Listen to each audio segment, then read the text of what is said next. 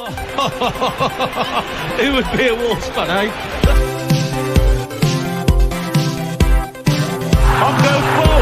People might yet win it here for Wolves. Flash in the shot. What a goal!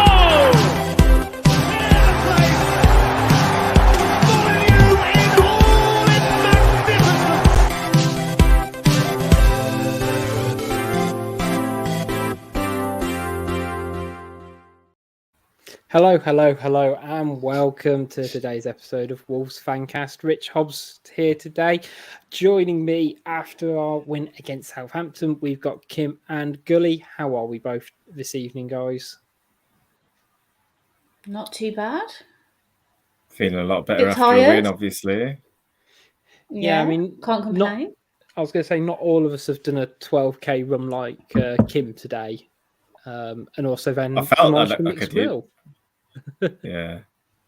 To be fair, you can get away with that if you've done that much exercise.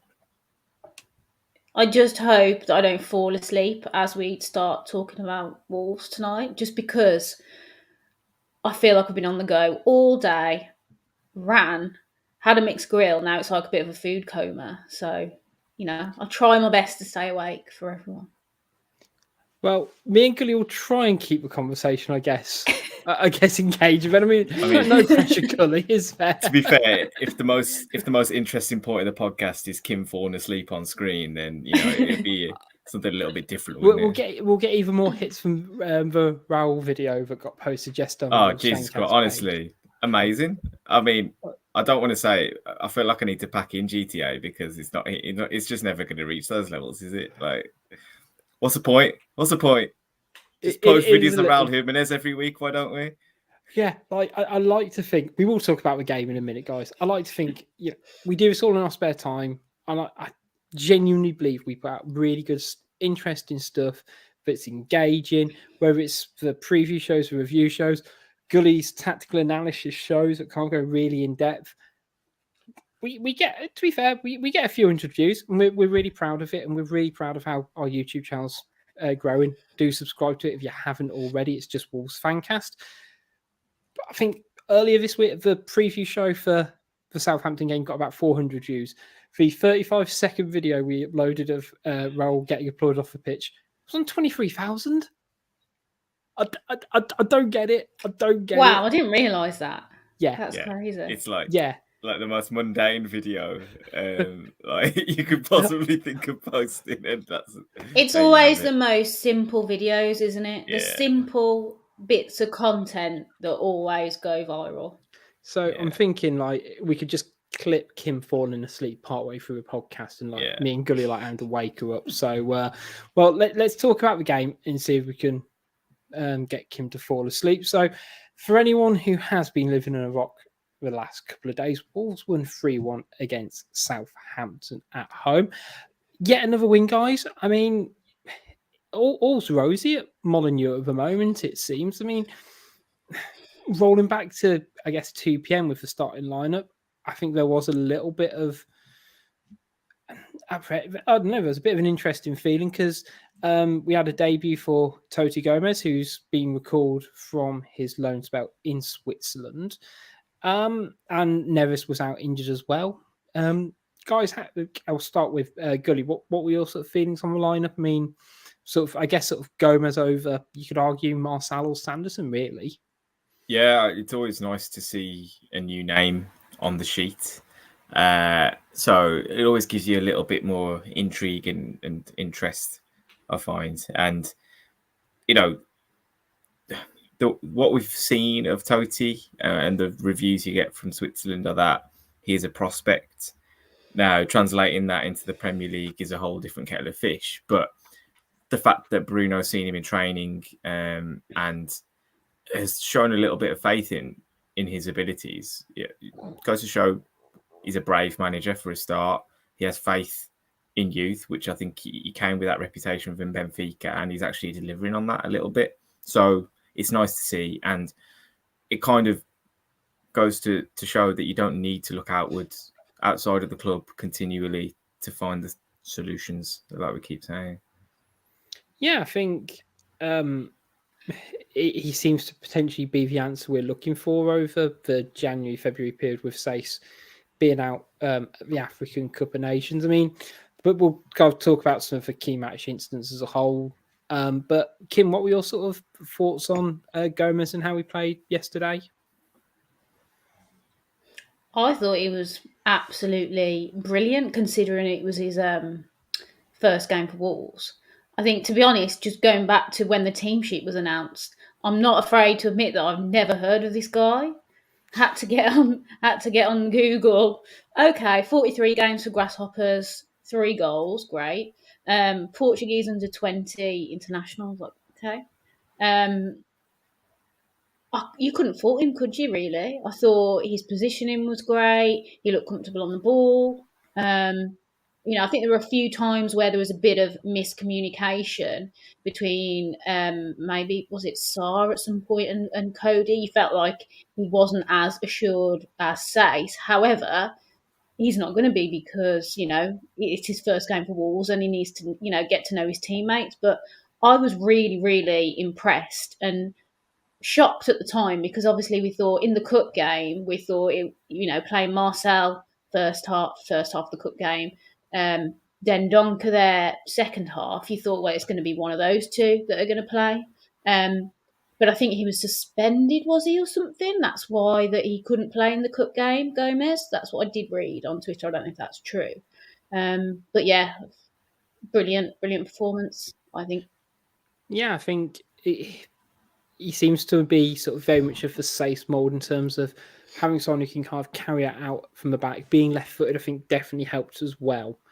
I think I was slightly disappointed that Sanderson didn't play, chiefly just because of incoming through the ranks very much more at Wolves and having a couple of domestic loan spells and frankly having more recognition of him, as you kind of noted. I didn't know too much about him apart from we recalled him a week or so ago. But I can understand him not wanting to necessarily move Kilman, which I think's quite a void. I think Kilman's obviously played so well this season, but the fact he hasn't had to move him out of position or kind of change that, I think it's really kind of vital for the sort of the whole system as a whole. Totally. I think Bruno kind of alluded to it, didn't he, after the game, that you don't want to move too many pieces when you have a gap opening up into the team when the team's playing well and then they're comfortable where they are. Neves getting COVID was clearly going to be a miss.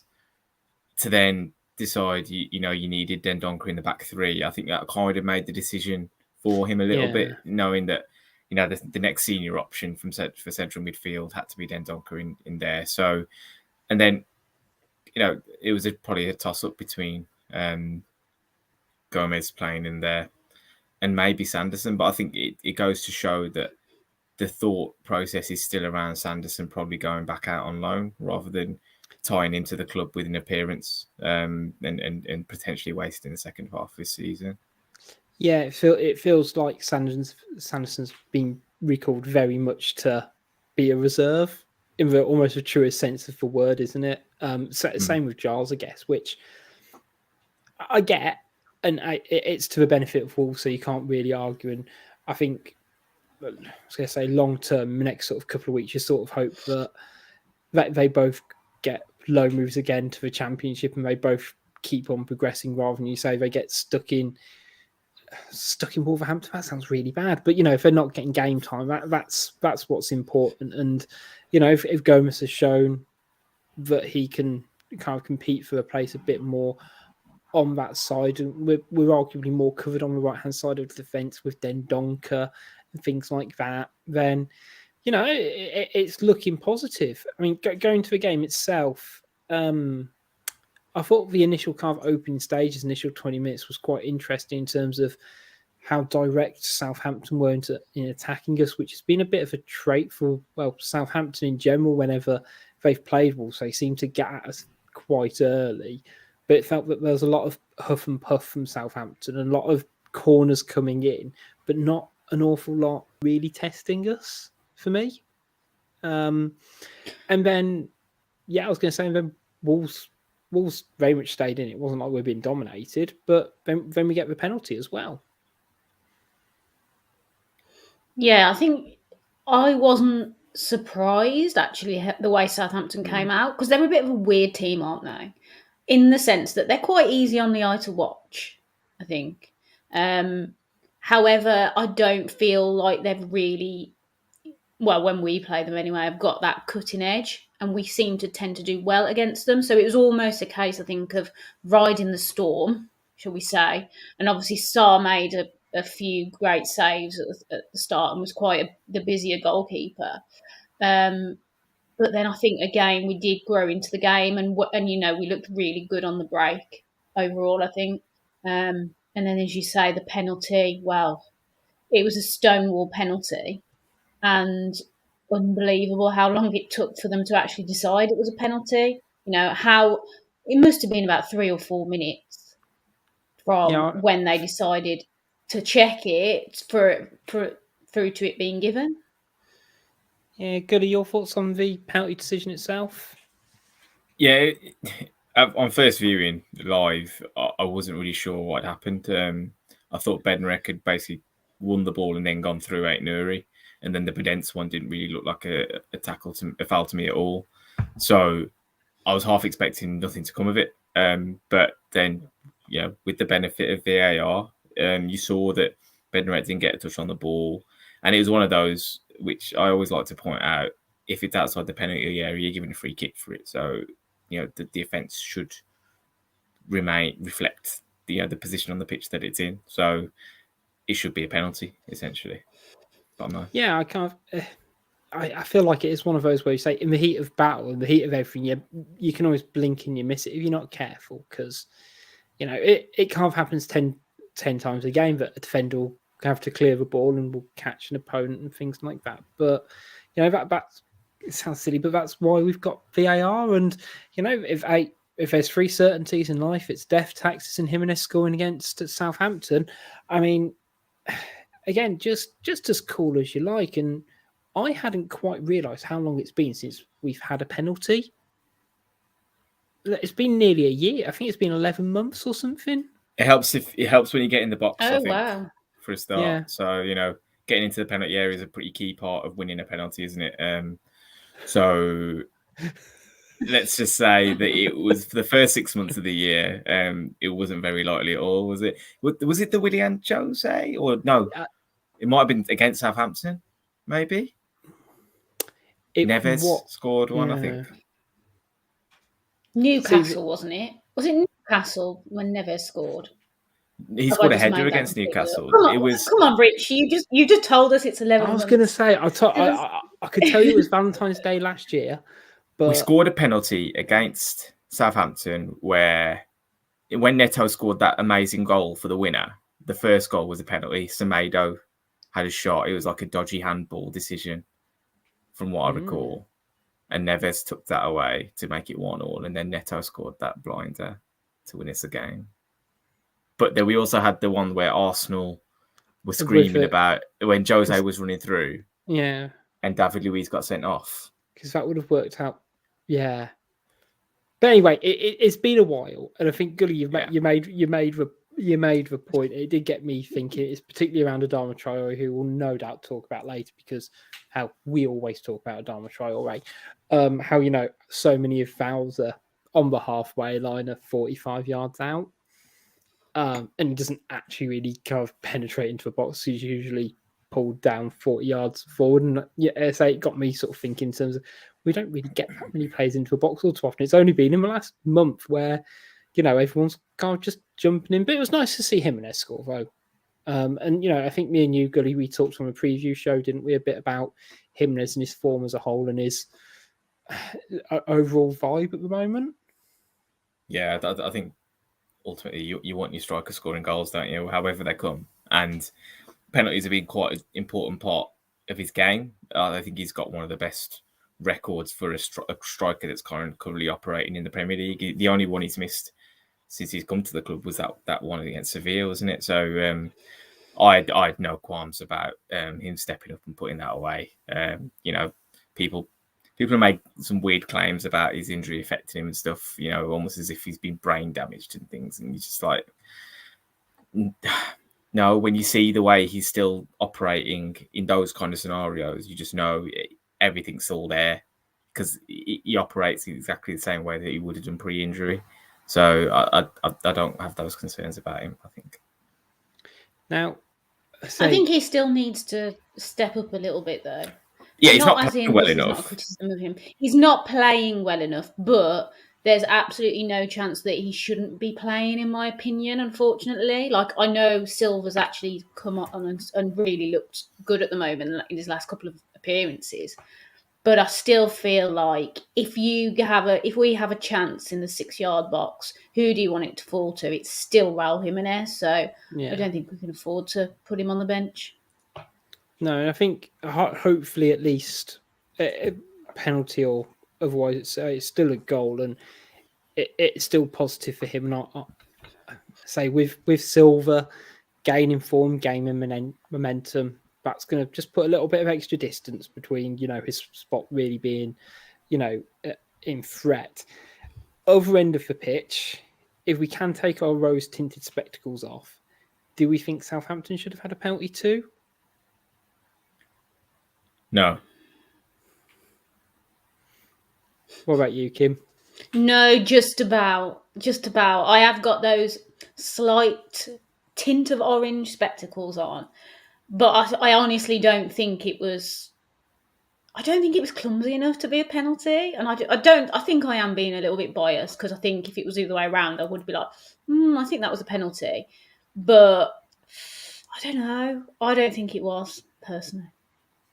I guess to play devil's advocate and kind of use my own analogy, it would probably be a free kick outside the area, wouldn't it? Because it's a safe and easy option to give it, and referees don't mind doing that. And that referee in particular probably would have given it because he was shite, frankly. And yeah, I just think stuff like that is players looking for penalties rather than, you know, the Ait-Nouri one.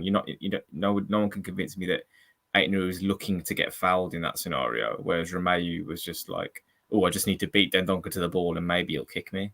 And if that was given, you could give hundreds of penalties. You know what I mean? He did just kind of play for it, and I guess that's what the modern game is like. But that, like, if you use your analogy, then you'd give like hundreds of penalties. So for me, I would say no. Yeah, I'm kind of the same thought process as that. The intent wasn't. It's still a contact sport, all it was is they're sort of both challenging for the ball, and I kind of do get the argument. Well, if it's 10 yards further forward, is it free kick? Probably yes. This is where you could go into like the weird and magical realm of like indirect free kicks or stuff like that. You know, for ones where it's but it's probably a foul, but not enough for a penalty. I feel that's what it is for me. It's like it's probably a free kick, but not a penalty. And I know that those two things don't correlate, do they? But again, something else I didn't realise, which, you know, as many listeners will know, will happen a lot to me. In the just short of, what was it, the 59th minute, Connor Cody scored his first ever goal at Molineux for Wolves. And I hadn't realised Not quite. In the league? In the league, yeah. In the league. He got one in. He got like a diving header in the cup, didn't he? Yeah. I hadn't kind of quite realised it because he's kind of knocked in a couple of goals for us now. In the last sort of 18 months or so. There is no bigger smile in the world as when he scores, though, is there? Like, just so happy to score. And I feel genuinely that's what football's all about for me. Just unbridled joy about it. And he'd had one disallowed, hadn't he? Like 10 minutes before. Yeah, where Gomez was just off, wasn't he?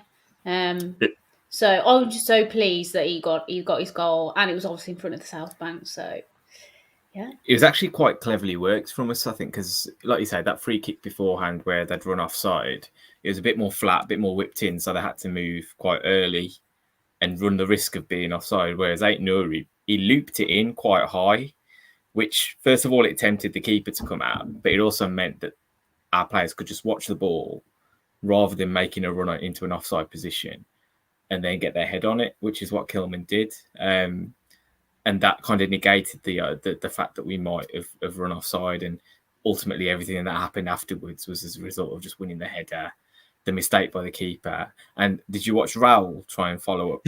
Yeah, I don't know what he was doing. Like it was quite funny. Like he just seemed to lose if control. It had hit him, it had hit him, and he was the other side of the goal line, wouldn't he have been offside? Yeah. If he was, yeah. Well, we saw that today with the Leeds game, which I thought was fucking ridiculous. But it was just funny watching him try and get to the initial ball before it hit the post, because he just seemed to lose total control of his limbs and pretty much just fall into the goal. Don't know what he was playing at there. Do you know what it was? For me, it's he didn't want to make contact with it because he thought there was still a chance of it going in. And the last thing you probably want as a player, even if you're still keen for a goal, is to steal someone else's. Oh, no. If I'm a striker, that is... No. Come on. That's a goal bonus. That's a goal bonus there. You got to think about it that way. You're happy to be Nugent in this, aren't you? 100%. I'll take that all day long. I was going to say, we talk a lot about walls and set pieces just because of how fantastic they've been. And again,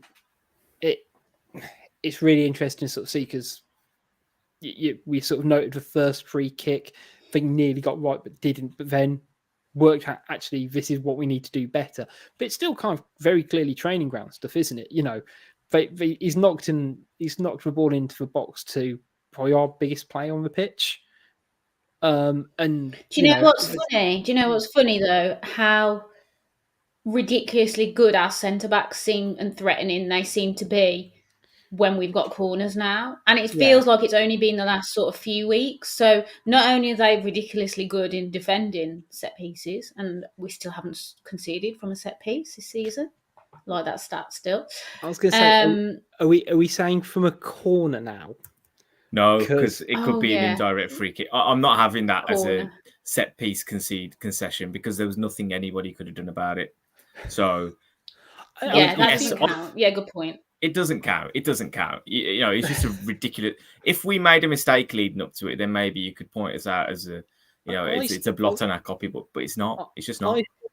We can say corners anyway, like you said. I feel that Lockheed conceding a goal from a corner in 20 games is still impressive enough stat. That's ridiculous. It's really good. Yeah, I'll be annoyed when it actually goes. Yeah. I really want us to go a whole season now without conceding a set piece. Because that's got to be like a record, hasn't it? Yeah. You've got to give props to Tony Roberts, who's totally transformed our game at both ends, I think, because, like you say, we're getting a lot of goals from centre halves, which is work that he's doing. And you notice that every time we're defending or attacking a set piece, he comes out to the edge of the technical area, and he's the one barking the orders, and making sure everybody's where they need to be. And I think the one really interesting thing that he's done, when the ball comes out to the edge of the box and we're all screaming shoot, I think it's quite noticeable how reluctant players are now. Like the Neves pass to Sace when we were at Brighton away, when he clipped it in over the top to him rather than having the shot at goal. Little things like that is probably what they've been working on, and they're paying dividends at the moment. So fair play to him. Yeah, I mean, I've one of my many, frankly, things to beat football over the head with is the lack of preparation teams have on set pieces. And I know the chance of scoring from a corner are 1 in 20 or something like that. And there's a lot of chance, but it's also a set opportunity where you can reset and actually do it right. And you only have to look like England in the last couple of World Cups in terms of how they operate to get goals from set pieces, and to see Wolves do it is really good. And we all love to see a ball bounce to the edge of a box and never to have a swing at it for that, again, about 1 in 20 chance. But it's a numbers game, and it's almost just trying to take out a little bit of that instinct, isn't it? Just to, wallop it back in because it seems like the right thing to do when we all know it isn't. And, that it's been drilled in, and yeah, you can't fault Tony And Roberts. do we think that our crowd are getting more patient? Because around me, it's still like, I hear a few groans when we go backwards, and people think we should be going a bit more passing forwards, or it's like we think we should be shooting, and it's like no, we'll just pass again. But it is the right thing to do. But then the natural fan is just shoot, and then it's like. Then, for instance, I think it was Dendonka where everyone shouted shoot, and it absolutely went miles wide, and everyone groaned, and it's like you all told him to shoot. Yeah.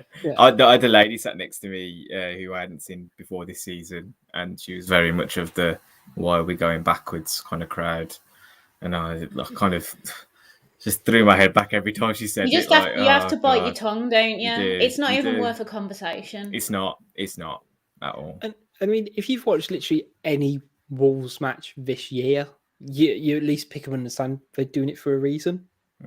That, and I get it under different managers, different regimes.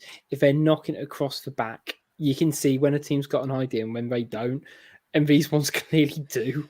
And that's what I can't, whenever kind of people bemoan, it'll say, "Oh, we're not moving it forward." It's like, well, it's probably a reason. They're trying to work out what they need to do next on it.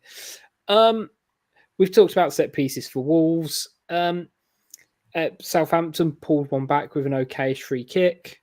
I mean, let's be honest. Did anyone else think it got a deflection at first?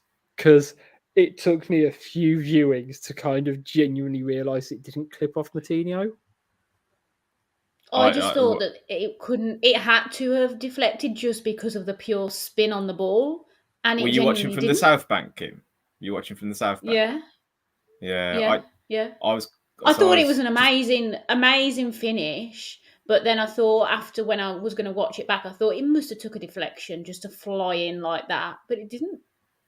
The first thing I thought was like, is he actually going to have a go from here? Like, because it genuinely looked far, 35 yards out. I was like, but it looked far away. Like, even just from sitting in the stadium, like you thought, I'm not so sure about this, James, but he sure showed us what the bloody it was a serious strike. Yeah, I mean, there is genuine potential, and a part of me feels a bit sorry because that goal's going to get forgotten because it's not having an important game and they lost.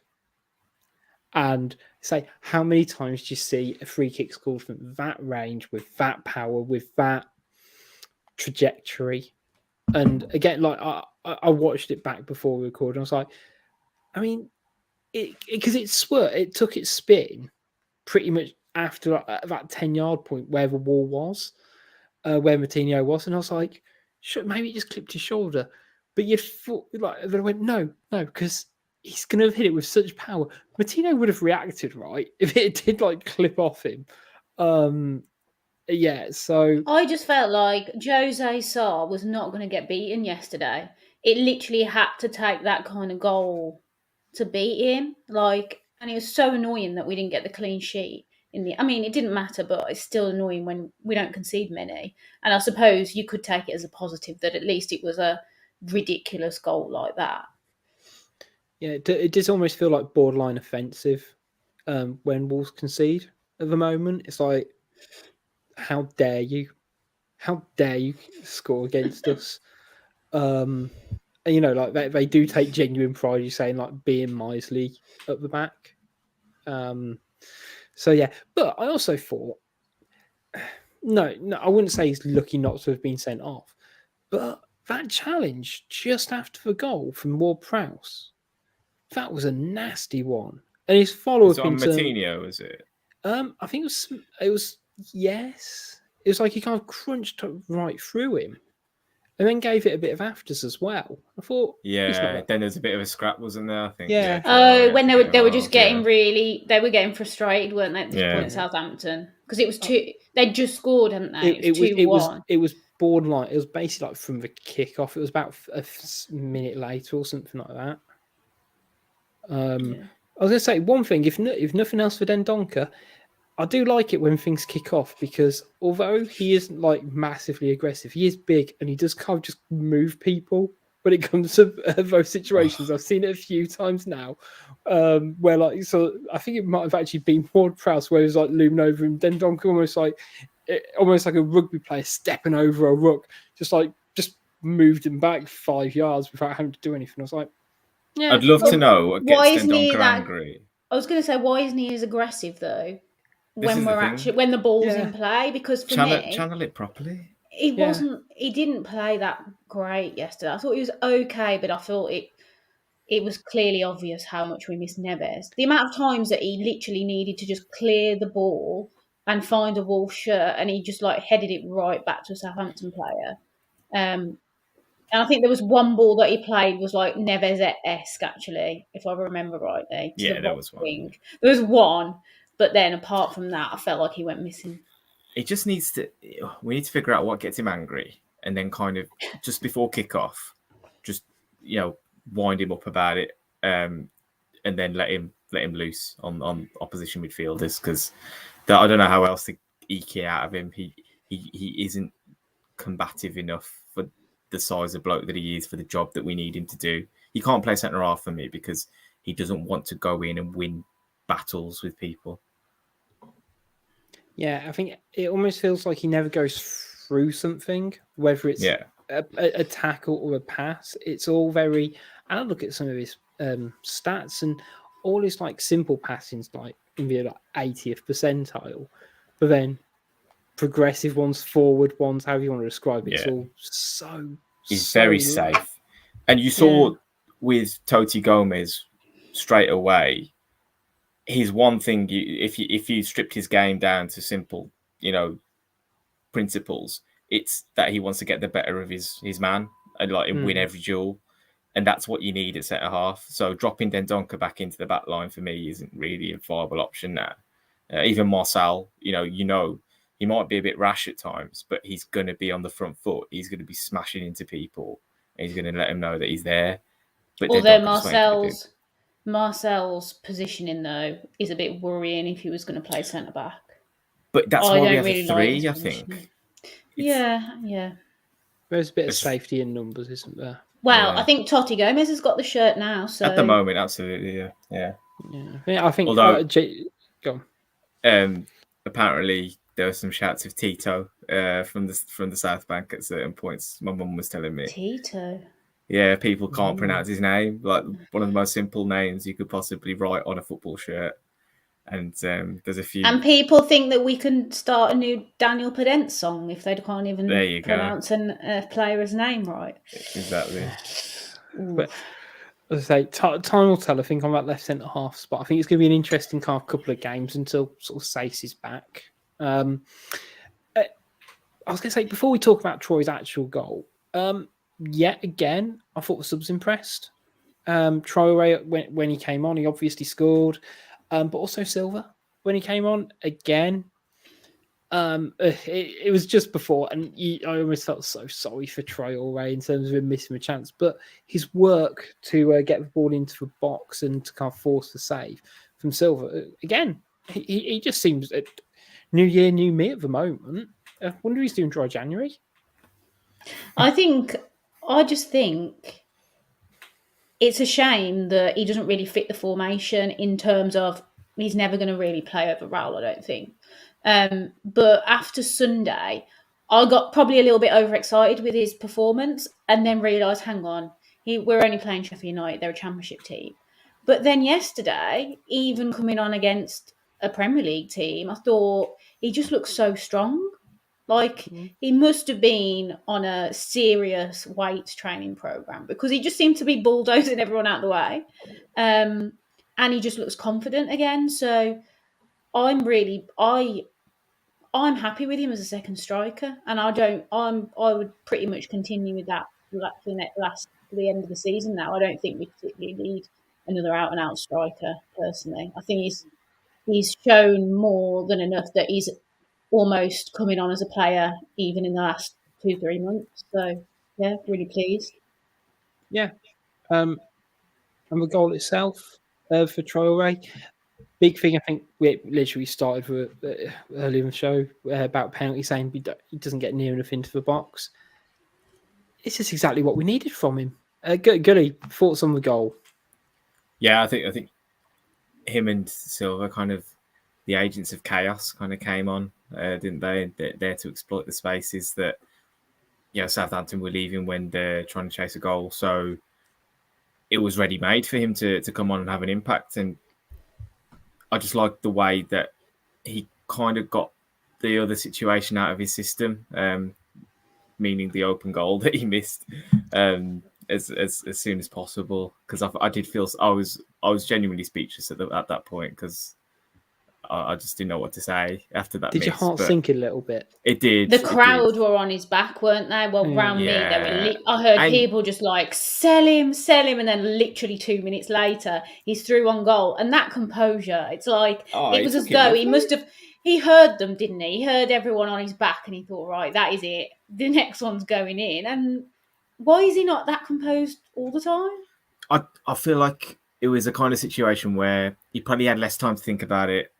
Yeah. And the situation opened itself up to, there's only one real way you want to finish this. You're going to beat him on the outside, and you're going to slot it across the keeper with your left foot. So, it took the options out almost, and that helped him make his decision and finish. And when he makes it look that easy, it really frustrates you, because he can make football look a very easy game. But I was just really, really pleased for him, just because I think people get on his back so much about the goals and assists, and rightfully so to a certain extent. But he is also the most targeted player in the league, without question. And for him to be able to run free towards the penalty area and actually go and capitalise on a situation which is relatively of his own making, it was nice to see. And he has got ability. You see in the training videos and stuff as well, like you see him finishing chances in that, and because nobody's cleaning him out 40 yards from goal, and maybe there's a reason why people are doing it. So yeah, thank God for that, because it's a monkey off the back, as you say. Yeah, I think he's someone who you feel it so much more when he misses a chance. It doesn't matter if it's an open goal or it's from outside the box, but whenever he misses one, you almost feel that sort of, man. You can almost feel his confidence drain, can't you? Yeah. And you shouldn't really have that as in any sort of footballer, but when you see him do something like that with such serene calmness to score, where it's just like, just do that every time. And I know he's not sometimes able to get in those positions for either his own ability or the opposition's tactics, but it's like he'll give us moments like that where we're like, you know what, he needs this new contract. But then you say 2 minutes before, it's go, you know what, sell him for 20 million and we'll cut our losses. And it's just this duality of Adama Traore that I still don't know whether we're gonna, resolve it or not in a Wolves shirt or not. But at least on Saturday, he gave us a bit of hope and a bit of joy. And you know what? Life would be boring without him, wouldn't it? Oh, yeah. 100%. I mean, from I was going to say, not sound too selfish, but from a content point of view, he gives us a lot to go with. He's one of the most marketable footballers on the planet, I think, with his very unique physique. I think he popped his shoulder out again. I'm not 100% sure if it was properly out, but I definitely saw him crouch down and have a bit of treatment on his shoulder. So, that was the Adama Traore bingo kind of complete, I think. Missed open goal, dislocated shoulder, and chance taken. So, yeah. Do you know what, though? I would back him now to go on a run. I'm going to say it now. Get him in the team. I reckon he's going to... Confidence is sky high again. And I think even if he does go in Jan, he's going to put a bit more money on his price by getting another couple of goals in the next 2 or 3 games. You heard it. I mean, I know we don't necessarily want to delve too much into it, but in the week, I was sold. I was thinking he's done. Yes. He's gone. Yeah. He's out the door. And now I'm sitting here thinking, let's just run his contract down. Fuck it. You know, if we're in a better position when his contract's done, we'll shake hands and say, go on a free, mate, and live your life and have a good time. But I was going to say, what a bloke! Like, literally on Monday night when I did the Sheffield United pod, I put a really, pretty concise argument in terms of, 18 months left. His value's only going to dip from here. Sell while you can. And now after that goal, I was like, or 6 months, see what happens. And I just cannot. It's down to him, isn't it? If he wants to stay, then I'll keep him. If he doesn't want to be here, he can still go. He's gonna sign when we're in the Champions League next season, though, ain't he? Like, of course he is. No, I'd say it's too late. You should sign before. I was going to say, it's like, it'll be interesting, I guess, his form and Wolves' form in the next, 18 games, I guess, to kind of really judge it. But yeah, one day we'll solve the enigma of Adama Traore. I was going to say, it sounds silly when I say it, but quite a lot of Wolves players played really well yesterday. Who are your standouts? Sarr and Kilman for me. I'm going defensive, but do we think we played well? Really? I don't think going forward. I don't think there was any obvious, real bright sparks. I thought everyone played okay, and I thought we had to do quite a lot of defending. Hence why I've got Sarr and Kilman as my two. I think the back six did well. I think Ain't Norway had a really good, had a strong game, and I think Matinho did well. Then Donker, I was going to say, he never has a great game.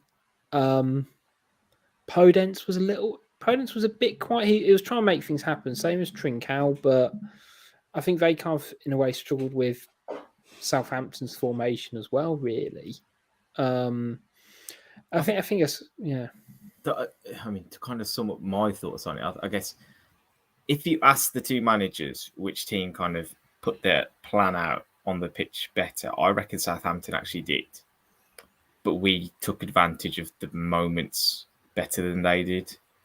Yeah, I know Bruno was saying he's quite pleased with the performance and that. Yeah, I don't necessarily 100% believe him because we didn't control the game in too much of it. I don't think. To? Like, we've seen this before where Bruno clearly has different plans for different games. He does, but based on that, based on when he's put Podence and Trincao in the team up front, I always think he's trying to control the ball and keep possession. And we didn't really do it, which is fine. But we had that cutting edge though, didn't we? That's the main thing. Ultimately, I think we have better players than them, so we took advantage of that. Which is fine, and we got the win. I'm not sold on it being a great performance, to be honest. No, I think it was a good performance. I would label it as good. It was okay. I think.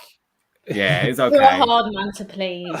Honestly, I think Bruno will. We scored 3 goals in a game. I know. This is the weird thing about it, though, isn't it? It's Southampton. Southampton are a strange team to play against, and well, that's what I was going to say. Is that we always have interesting duels against Southampton historically, and I think it would have been different if Neves was playing. Yeah, we missed Neves and we missed Sace in terms of keeping the ball. 100%. Yeah, I think that would have made a potential difference I think Neves in for Dendoncker. I think in terms of possession and how he shifted the ball about, I think would have made obviously it would have made a difference. But I get what you're saying because, Southampton, there's a lot of huff and puff, but I don't think they're just a good mid-table team, and that's what they are. Whereas I think Wolves, whether it's through the likes of Jimenez or just through, to be honest, it's through Traore, shown by the goal, just have somebody who can do something a bit special. And it goes back to the point. And it's not always Traore either. No, it's not. And again, when we're always talking about bring your players in, we need to make signings, all this kind of stuff. Like when you think about how long Southampton have been in the Premier League, how much churn they've had within the squad and what they're left with at the moment, and you look at us and you matched them up, man for man, you take our squad over theirs all day long, and it's that perspective I think that we need on the players that we actually still have at the club. Yes, we could do with one or two more of good quality, but we've still got a better squad than, I'd say, 12 teams within the Premier League. You know, I'm looking with 7th or 8th best squad within the league, genuinely. So, should count for something. Yeah, I think did we said on like the preview show, didn't we, Gully, that like you put the 2 11s on paper next to each other, and to any of the Southampton players getting the Wolves team, and maybe you could say potentially Ward-Prowse for Dendonka, but we'd have him as a special teams kicker. Yeah, that's what you'd have him as. You'd be bringing him on for, you know, that one opportunity a game, to be honest. So there's probably a couple that you'd have that would be in the squad, yeah, but on the pitch. But you know, first team, no, and that's no disservice to any of the Southampton players. And you know what we've said is really easy, clippable, and will no doubt make it into, you know, Southampton forums getting really angry at us. But do you know what I want to say? Actually, they're a bit of a weird team, aren't they? Just because, right? So I was getting the train home, and obviously they're going in the same direction as me. There's loads of like yampy, shall we say, Southampton fans, and then I was just hit over. Was that yampy? Yeah. What does that mean? It's a bit of a black country word, isn't it? It's like gobby. You mean yuppie? Yappy. Yeah, I'd say yappy or yuppie. Well, anyway, gobby, shall we say then? And they were all saying, just talking about the free kick and like, oh yeah, we played well today, pretty like happy. It's like you've lost 3-1. Like, who is happy with a 3-1 defeat? Maybe it's just because Molyneux's a hard place, so they'd already sort of resigned themselves to a loss. But I think opposition fans have a higher view of our team than we do. And we have, yeah. Yeah, 100%. Yeah. Who are we giving man of the match to? Well, I just told you they were all shit, Rich. So I was going to say, like who gets Jose Sarr. Who gets your? I was going to say, what's he? Ben. I'm going to go for Cody for scoring the goal and being pretty good in general. Yeah, I'll give it to kind of Cody. I was going to say I can see it with Cody. I think, as I said, I think all of the backline did really well. I'll give it Cody because he did score. Or even Hot Totty. Yeah. Oh, you've been saving that one, haven't you? Yeah. Right. We're going to take a short break, guys. We'll be back to talk about potential signings and Twitter Corner right after this. Hi, it's Richard from Wolves Fancast here. Just interrupting today's show before we get back to some questionable opinions and opinionated questions to talk to you a little bit about our sponsors, Pixel Yeti Media. They are a design agency that put you and your business first, from web design, logo and branding design and marketing. If you have any marketing needs, get in touch with them to find out how they can help you get it right. They are over at pixelyetimedia.com. Now let's get back to a show where we can give you some really forced wordplay, niche cultural references, and maybe even a bit of football talk.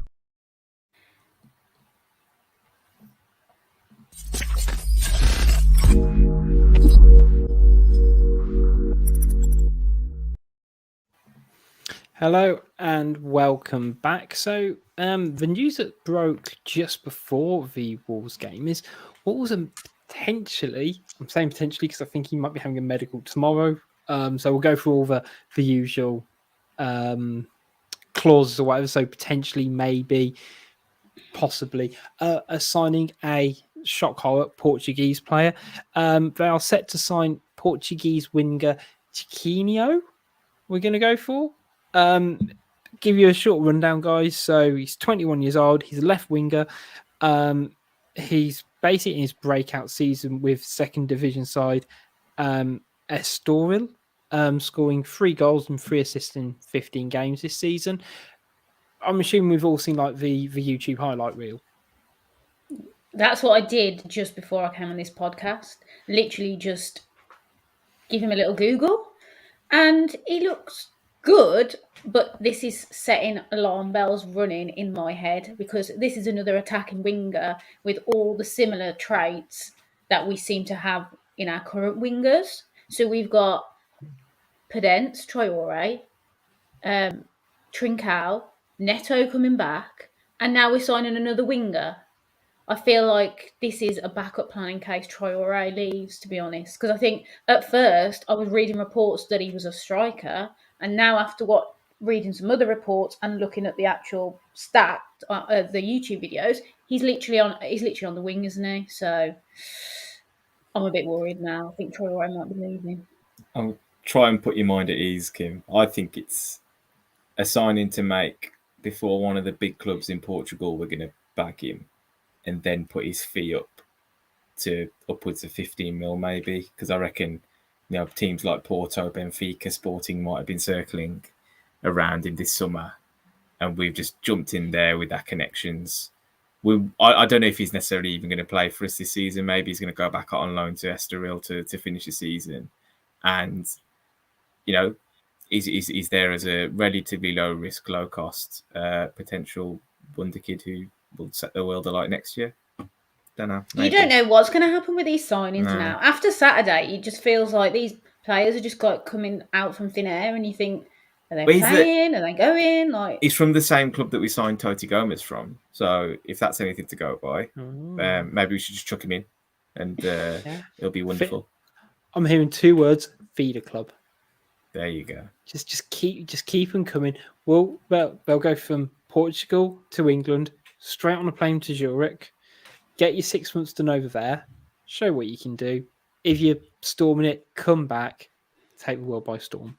I was going to say, you've sort of answered my question as whether we think if he does sign, which it feels pretty certain at this point, whether we see him being in and around the first team second half of the season, or whether he'll go out on loan, whether it's to Portugal or let's say somewhere else, or keep him around the set for 6 months and then big loan spell next season. But do we think Trincão's going to be sent back? Like, what is the deal with him? Like, do we need to buy him in January, or have we got until the end of the season? Spears tweeted saying that Trincão's likely to stay till the end of the season. There's no plans around him at the moment, so it's not like we've got a squad gap there. If he was to get sent back and maybe to fill in that space, but I don't know. See, I'm happy with that, as long as we don't need to make a decision in January, because ultimately, surely the decision would be we wouldn't be paying 25 million for him. But I don't know. I feel like fans are getting on his back a little bit, and I still think he's showing glimpses, but then at the same time, he's too lightweight, and you feel like he's going to lose the ball too often. I think it's okay because at the moment he's good for about an hour, and he clearly runs out of steam. He played better against Southampton, I think, than he has in recent weeks. And that gives us the opportunity to basically use up our other forwards and give them a run as well. He's not going to set the world alight at this point, I don't think. He's not got the pace. I think he's just lacking a little bit of pace, isn't he? Yeah. But he's a decent technical footballer who is capable of producing something. And the more you give him a run out, the more I think he'll gain in confidence and hopefully produce a bit more. In a way, I almost felt like he needs almost like a 2-year loan, because I think even at the end of the season, would he be worth the outlay? And I'm not quite sure. But as we sort of alluded to, I think there's still sort of a level of physicality within his game that needs improving, whether it's speed or strength that is required, and that, like, I guess, that physical conviction you need, as sort of said with Dendoncker, in a way that you need to play through things sometimes and, like, hit the ball with a bit more conviction, or be able to go shoulder to shoulder. My 2 sort of great examples of this is you look at the work Neto did basically during quarantine a couple of years in 2020, where he played a few games at the start and did look lightweight, and then is bulked up and really hit the ground running last year. Well, when he was playing before his injury, and then you look at Silva and the work he's doing to physically develop himself as well. So hopefully with Trincão, he has sort of a strong second half of the season. Makes Wolves make a decision, I guess, which is all you really want in a player. But yeah, I mean, I was a big fan of the Chiquinho goal he scored, where he sort of did a dummy round with goalkeeper. When he sat the keeper down. Yeah, I was a big fan of that. What a bloke. Don't necessarily see it happening in the Premier League just yet, but you know what? I do like a player with a bit of audacity like that. Shall we have some questions from Twitter Corner? Let's do it. In any random order, big thanks for everyone who sent them in. Get involved next time with at Wolves Fancast. Rob Cartwright's first one up, actually, ironically, it's we've answered the first one just in a way in terms of Trincao, stick or twist, and I think the answer is we don't quite know. The other one around Toti Gomez, do we think the search for a centre-back this window can stop? I kind of think so, just between him, Marcel, Sanderson, and, second half of the season, Sace. It does feel like we're sort of covered for now. And I think we've have we recalled Is it Marquez, Christian Marquez? I thought I'd read that somewhere as well. Or we're going to. So you've got to say that surely we won't be looking for a centre back. Surely we need to look for a centre midfielder. That's the priority now, right? Yeah, I'd agree.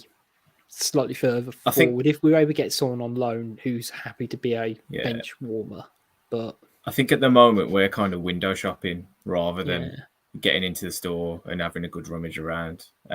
So it's fine. It's not an urgent need to go and put something in. But if there's something in the window that tickles your fancy at a little 50% off or something like that, maybe just waiting for like the Prime deals to come up. Yeah, so, I remember my wedding suit was in a shop window. I wasn't necessarily looking for that at that point, but when I saw it, I was just like, "There you go, that's the one. Get in there." And that was it.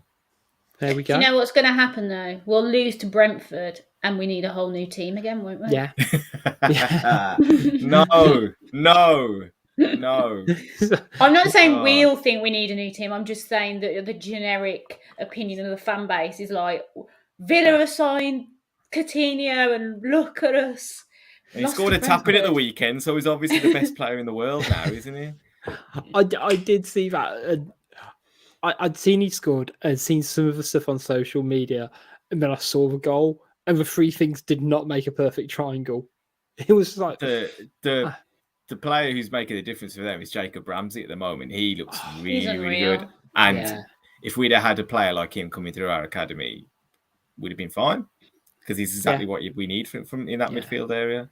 But, I mean, because I believe he made his debut against Wolves last season when we lost 1-0. It was one of his first league games anyway, and he's just pushed on. You can see he is going to be a really quality player.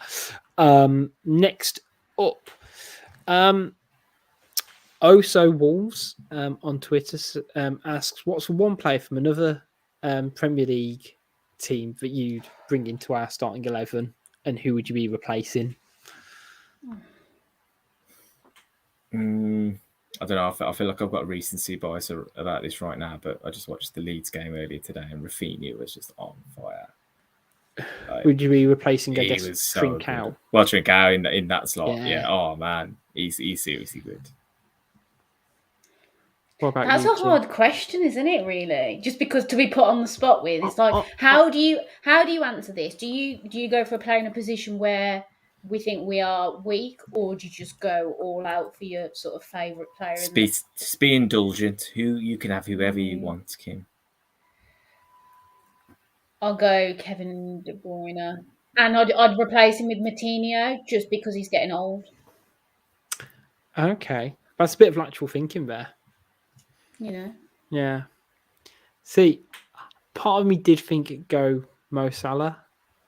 Similar thought process around Gully. But I don't know. There's something I don't quite like about it. I don't know what it is. It's like a cheat code, isn't it? It's too easy. You don't want to go right to the top end of the Premier League. You want someone who's a bit I was like a bit more edgy and quirky. Yeah, exactly. It's like, we wouldn't bring Van Dijk in. No, we got Conor Calvin. Can't do that. Too easy. So I might just be boring. And say Salah for now. Right, next up, Gaz Roberts asks, I thought this was a great question, is that free kick the best ever seen at Molineux? Are we all By the thinking opposition or Wolves? And I imagine. any? We'll go for any. Are we all saying Dave Jones versus Stoke, right? Dave Jones versus Stoke was The very flick good. up, bang, Yeah. yes. Yeah. There was one Barry Douglas scored against Leeds, which went proper postage stamp top corner, which I don't think got the props it deserved at Was the that time. one where it was actually a little bit, if I said, offset from the goal as well? Yeah, it's kind of back towards the right flank. Yeah, it wasn't like in line with the post. It had to like have some proper swerve, didn't but it? he whipped it proper top corner, and I think we all just kind of, it was that season where everything was just a bit easy and we were a bit casual about everything. Like, yeah, it's a great goal, blah blah blah. But that free kick was unreal. Yeah, that was a good one. Yeah, I was going to say I can't really remember sort of too many. I think the Dave Jones one's just iconic though, isn't it? Because it's just, you don't see many like that. Could you include the O'Hara goal versus West Brom? Are we classing that as technically? That was away, wasn't it? It wasn't. Oh yeah, of course. It was at Hawthorns. There was one. I think I recall Paul Merson scoring against us for Portsmouth. They're going back years now. I was going to say, I don't remember Paul Merson playing on a pitch. Yeah, and he done Matt Murray. Like he basically went feigned to go one way and put it the other corner. But I just remember that being a really good free kick. I'm slightly anxious now that again it wasn't at Molineux, but the infamous Tamori Ketsmaya one. Yes, that's a great free kick. Yeah, great goal that was. Yeah. Again, I think I'm a bugger for a set piece move. I think, as I've kind of already alluded to, but again, just something a bit different. Get them thinking. Right, couple more. Again, similar vein. That is mine. The goal.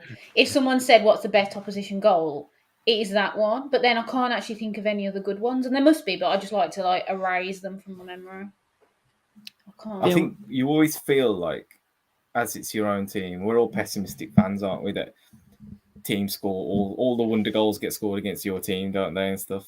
But I'm trying to think. There was a game where Everton scored a couple of great goals. Phil Neville scored a screamer from the edge of the bottom. Billy let it off. Yeah. And there were a couple of good goals. And there was a Jermaine Defoe hat-trick. And they weren't anything special, but I just remember they were just unreal finishes. Was that when we drew 3-3 with them? I think it was Dean Richards had just passed away. That's for Dean Richards. Yeah. That was he scored a couple of good goals that day. Yeah, you're right. Yeah, I remember Raul Morales scoring a cracking volley against us when we were in Premier League. I think it was the game where basically Keys and Grace got sacked, which is what most people... was it? Oh, yeah. God, yeah. It bounced out to, I can't remember how it came to him. I think it was a long ball upfield. Probably Christoph Berra nodded it back and it just fell to Morales. He just thumped it into the underside of a crossbar. But I was going to say, actually, I know my one now. I've been stalling for time. Connor Cody for Huddersfield. True. Yeah, that was a great strike. True, yeah. That was a great strike. Especially considering what we've seen him do for Wolves since. It doesn't really marry up, does it? Did you know he's nearly played 300 times for Wolves now? It's mad. That's crazy. He's hardly ever missed a game, hasn't he? Yeah. It's just wow. Going. And to think he was used to playing centre midfield or right back back in the day. That is mad. Part of me just kind of go, I wonder what it'd be like if I saw him in centre midfield now. And then I think, probably not great. I mean, it's literally not even described as an option now, is it? For any I don't think Nuno ever mentioned it. Bruno said, considering how short we are with the squad, and he talks about certain players doing certain jobs. Connor Cody playing centre mid is just not discussed. It's a taboo subject. No, exactly. I think the game suits being in front of him. I don't think a 360 game would do particularly. And look at the centre midfielders that we have now. Come on. Yeah. Neves and Martinez's passing range. Yeah. Last question for the parties from Andy Smith. Who's going to score more goals between now and the end of the season? Raul or Fabio? Raul, obviously. Yeah. Raul he'll play more. Yeah. And, I do expect Fabio to get maybe 3 between now and the end of the season, though. All competitions. So how many do you reckon Raul's going to get then? 4 or 5? I reckon he'll go on a bit of 5 or 6, I reckon. Yeah. In total this season? You think Raul will score? 5-6 more, I think. 5-6 more. Yeah. Double figures easily.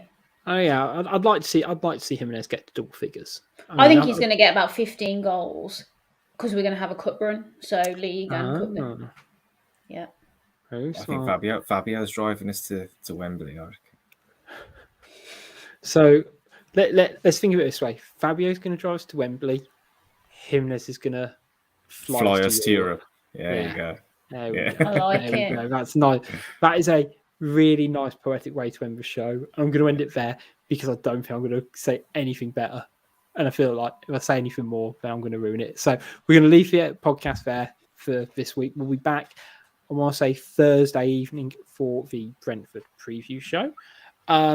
Big thanks to 90min Football Network and to our sponsors, Pixel Yeti Media. Make sure you go check them out at pixelyetimedia.com. We're on at Wolves Sandcast on all our social media, so that's YouTube, Twitter, Facebook, and Instagram. And say, make sure you keep up to date with all our lols and trolls on there. Until next time, it's goodbye from Kim. I've just got one little stat to leave you all with. So, when we were made Europe, a couple of seasons ago, at this point we had the same amount of points as then. So, dreaming is for free. And I'll leave it there. Who said that? I don't remember that guy. Bringing it out again. It's dead to you, isn't he, Gully? Oh, dead yeah. Bruno all the way. Yeah. It's goodbye from Gully. Good night, everyone. See ya. See you next time, guys.